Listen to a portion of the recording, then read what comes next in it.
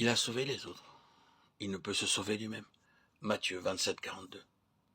Ainsi se moquaient ceux qui passaient devant le crucifié. À leur insu, leur moquerie contenait ce que fut le mot d'ordre de la vie et de la mort du Fils de Dieu. Ce qui fut au cœur même de l'œuvre de Dieu en faveur du monde. Dieu a tant aimé le monde qu'il a donné son Fils unique. Pour sauver les autres, le Père donne son Fils.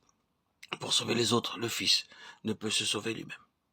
Il doit livrer son âme à la mort pour se voir une postérité, partager le butin avec les puissants. Ésaïe 53. Pour sauver les autres, le Saint-Esprit ne peut éviter l'agonie. Une agonie comme celle de Jésus en Gethsémane, lorsqu'il pénètre dans les cœurs des hommes plongés dans le péché, souvent rebelles et désobéissants. Il intercède en leur faveur.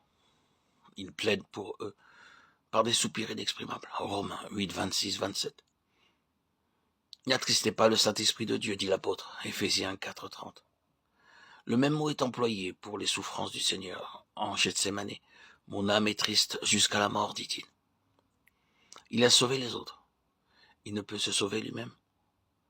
Ces mots disent, en somme, ce que fut le chemin parcouru ici-bas par le Fils de Dieu pour manifester aux hommes perdus l'image du Père céleste. Le Fils, reflet de la gloire de Dieu, et l'empreinte de sa personne, révèle le Père. Hébreux 1, 3. C'est en ceci que l'amour du Père a été manifesté envers nous. C'est que Dieu a envoyé son Fils unique dans le monde, afin que nous vivions par lui. 1 Jean 4, 9. Bref, sauver les autres en refusant de se sauver soi-même, c'est ressembler à Dieu. Jésus aurait pu sauver sa vie.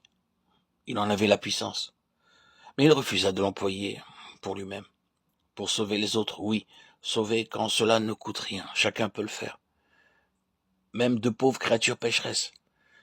Mais les sauver au prix de sa propre vie à la place de soi-même. Ah, cela est divin. Jésus ne pouvait se sauver parce qu'il n'est pas dans la nature divine de sauver sa vie, en laissant les autres se perdre. Il ne peut pas. Parole magnifique prononcée par des moqueurs, par des pécheurs qui crucifient leur sauveur. Ils ne se rendent pas compte de ce qu'ils disent. Déjà, lors de la tentation au désert, Jésus révéla cette loi qui domina sa vie. Plus tard, il nourrira les foules. Mais là, tenté par le diable, ayant faim, il refusa d'employer son pouvoir pour se nourrir lui-même.